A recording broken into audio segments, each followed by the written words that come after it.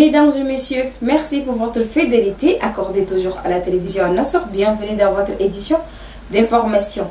Le président de transition, président de la République, chef de l'État, général Mohamed Idriss Déby Itno, a reçu officiellement ce matin de main du ministre secrétaire général du gouvernement et président du comité ad hoc chargé de l'élaboration de l'avant-projet de constitution. Monsieur Ali Kishoua Mohamed, le projet de constitution adopté par les conseillers nationaux de transition.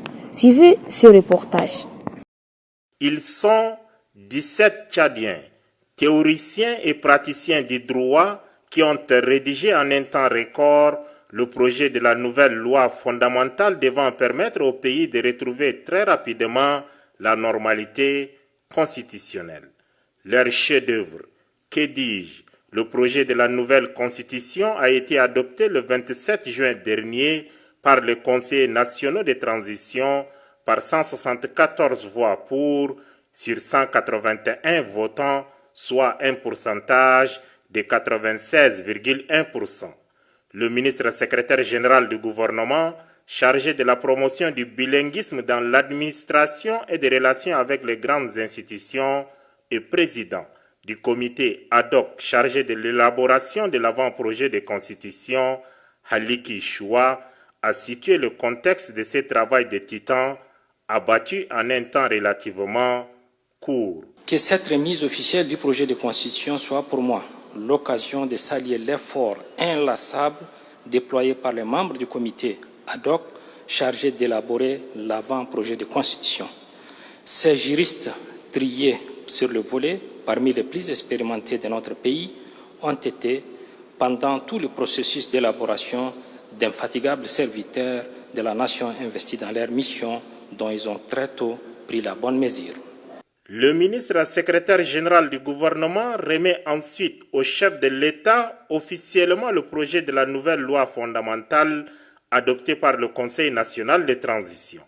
Le président de transition, président de la République, chef de l'État, général Mohamed Idriss Déby Itno, le remet ensuite au ministre de l'administration du territoire, de la décentralisation et de la bonne gouvernance, Liman Mohamed, président de la commission nationale chargée de l'organisation du référendum constitutionnel, CONREC.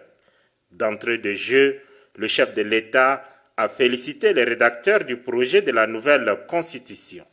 Ce projet de constitution est l'aboutissement d'un processus inclusif et indépendant, conduit par des serviteurs de l'État parmi les plus dévoués. C'est le lieu de leur témoigner la reconnaissance de la République et de les féliciter d'avoir fait un travail remarquable qui nous permet de rester dans le délai.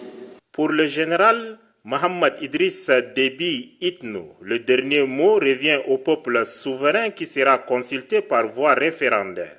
Si j'ai pleine confiance en ce projet de constitution, élaboré par nos juristes les plus compétents et les plus expérimentés, dans le respect strict des résolutions et recommandations du dialogue national inclusif et souverain, dont je suis personnellement le garant, je reste convaincu que seule la volonté du peuple exprimée lors du référendum comptera.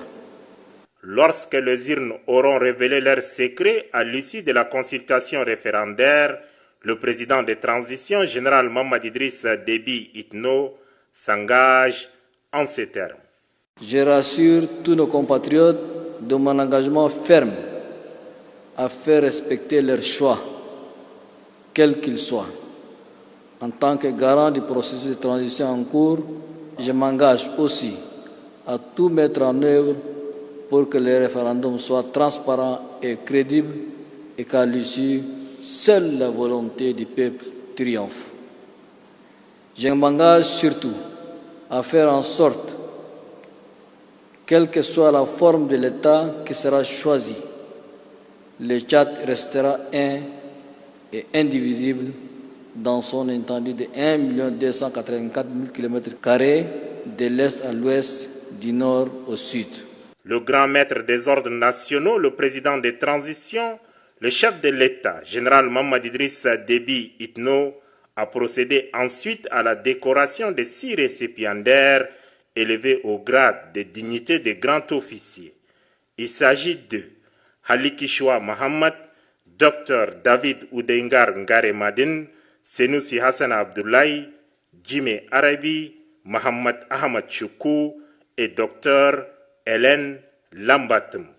Les 11 autres membres du comité ad hoc chargé de l'élaboration de l'avant-projet de constitution, faits commandeurs et officiers, seront décorés par le grand chancelier. Il s'agit de Gibolo Fanga Mathieu, Senussi Mohamed Ali, professeur Ahmad Mohamed Hassan, Madame Neloum Mbaye-Goto, Ahmad Barchire, Jean Calvin Robenat, Dionko Mandoué, Rakiji Ngomdjibaï et Madame Amina Radouma.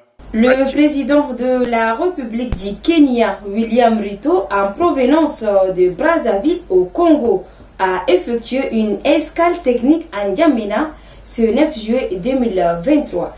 Reportage de nos confrères de la présidence. Élu président de la République du Kenya en août 2022, William Ruto, le 5e chef d'État kenyan depuis l'indépendance de son pays en 1963, foule pour la première fois ce dimanche 9 juillet 2023 le sol tchadien en tant que président de la République. Le président William Ruto est en provenance de Brazzaville au Congo. Au bas de la passerelle pour l'accueil se trouvait le ministre d'État, ministre des Affaires étrangères, l'ambassadeur Mohamed Saleh Al-Nadif, représentant le chef de l'État. Il avait à ses côtés le ministre de la Sécurité publique, Mohamed Sharfaddin Margui, la secrétaire générale adjointe du gouvernement, Madame Fatime Al-Djine Garfa, et le maire d'N'Djamena, Fatime Zara Hanana Douga. Nairobi, la capitale kenyane, se prépare à abriter le 5e sommet de coordination semestrielle de l'Union africaine avec les communautés économiques régionales et les mécanismes régionaux. En sa qualité de président en exercice de la communauté des États sahalo-sahariens SENSAD, le général Mohamed Idriss Déby Itno est invité à honorer de sa présence les assises. Les discussions avec le chef de la diplomatie ont duré 1 heure. Le président kenyan a été ensuite raccompagné au pied de son avion par le ministre d'État, ministre des Affaires étrangères, représentant le chef de l'État. L'ambassadeur Mohamed Saleh Al-Nadif revient ensuite attendre sur le parvis de l'aéroport international Hassan Diamous jusqu'au décollage de l'avion présidentiel pour Nairobi.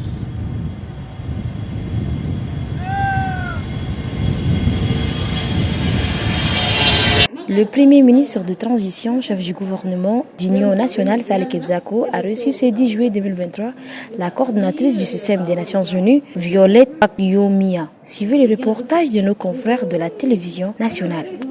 Violette Kakiomia, coordinatrice résidente du système des Nations Unies au Tchad, a effectué une visite spéciale ce lundi à la primature. La diplomate onusienne est venue en compagnie de ses collègues du HCR et des autres chefs d'agences spécialisées du système des Nations Unies. Objectif, faire le point des actions entreprises en faveur de réfugiés au Premier ministre Saleh Kebzabo. Il s'agit d'un ensemble d'actions en réponse en faveur des réfugiés soudanais installés à l'est du Tchad.